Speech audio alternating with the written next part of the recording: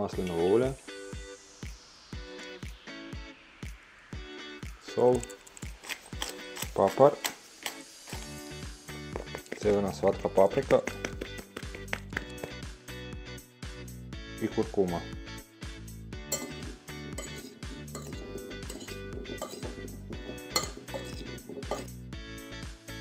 Krušne mrvice,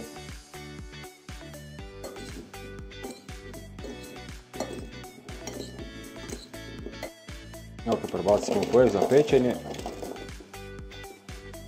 a ovih rasporedimo i u pečicu. Pivotinu na kockice,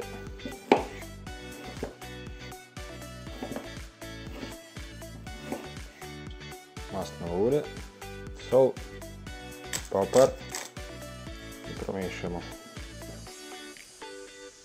Tablicu dodajemo meso.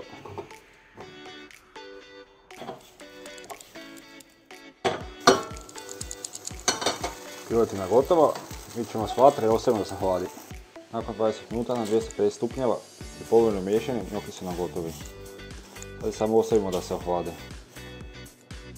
Jedan grčki jogurt, sen, malo meda, češnjak u prahu, ružmarin i sezam.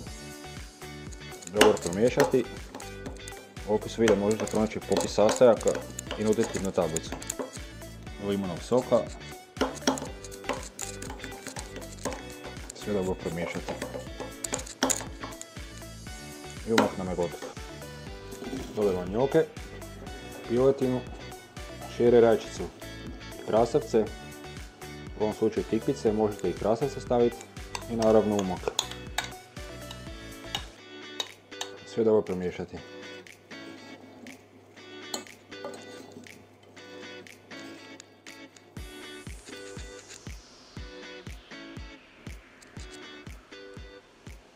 Lajkajte, komentirajte i vidimo u sljedećem videu.